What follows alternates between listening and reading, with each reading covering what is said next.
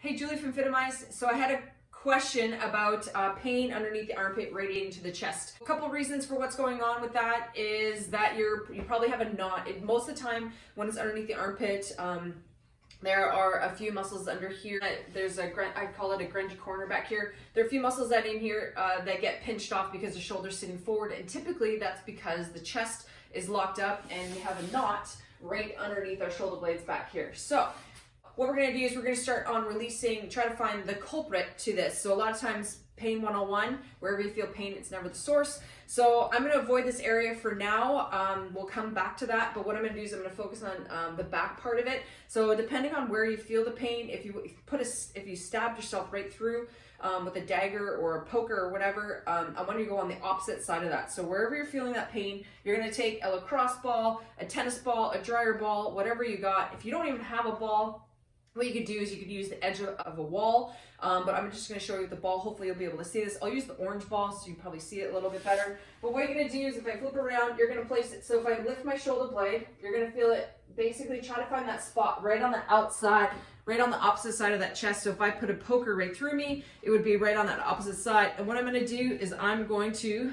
find that tender spot. You're going to feel a big knot. And what you're going to do is just going to start rolling the shoulder. Roll it, roll it, roll it. You might feel clicking, knocking, popping, clack, kicking, whatever, all that stuff. And then what you're going to do is just going to focus on your breathing. So the breathing is the real key with this stuff, guys, because if you don't breathe and your body gets apprehensive and it's gonna like shut down, so it's gonna go into your fight or flight response. So we want to turn on your parasympathetic system, and by connecting your breath to this, it's gonna allow us to chill, and our brain's gonna be like, oh, okay, it's safe, because if it's not safe, then your body's just gonna shut down. We don't want that. We want this to be safe.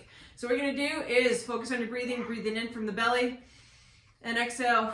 You can focus on any type of breathing that you know, and what you're gonna do is just gonna move your arm around like you just don't care. Move it all different directions.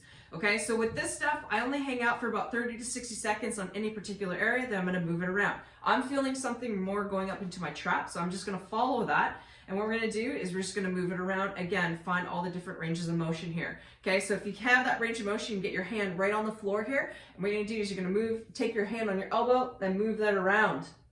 Okay, so like try to move it around as best you can just to reestablish that movement in the shoulder. Okay, so we're just going there. Okay, so all you're gonna do is just gonna keep finding, go along that shoulder blade. Okay, so it's just like a little C here. So just find any of the tight spots that you have and move it around. Okay, cool. So that's how you start off. If you are fortunate enough to have like a Theracane, you don't even have a ball. What you do, you have this little point here. What I would do is just stab myself here, and I'm just gonna rub that sucker out here. So I'm just gonna push down like this and inhale, focus on my breathing. The breathing is really, really, really the important part here, because the brain will understand that if we focus on the breathing, it becomes safe. So then you're able to relax and release any of the tension that you have built up underneath there. So a lot of times when that pain comes underneath, it means the shoulder's sitting forward, and the shoulder's sitting forward because this is pinched off and it's stuck. So we just have to unstick it. Okay, so let's start from the back.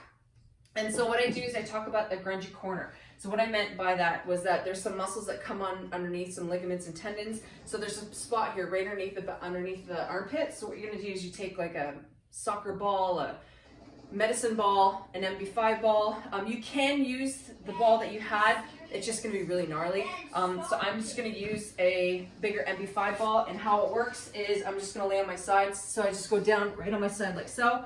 Okay, and you're gonna find that grungy corner, basically the back part of your armpit. My lat, I'm right a little bit on my lat, and what I would do is I'm gonna pretend like I'm arm wrestling somebody. Okay, so I'm just gonna go up and down. I can move all the different directions here. This might not feel very good, especially with that sharp pain, but we gotta release that. Okay, so again, if you feel like you're holding your breath, back off. So what you could do is just try to manipulate it by rubbing it up and down like this if it's too intense for you. But if you can handle this and focus on not holding your breath, then by all means knock it out and try to release that so that we can get some blood flow back into the area and get the shoulder to sit back and not feel so much pain. Okay, cool. Next what you can do is, so we've gone from the back of the shoulder into the grungy corner. Next what you can do is you can actually take the ball and you can rub it up and down like so. Okay, so you can go into your armpit and roll it right to the front of your chest here, and we can release the chest.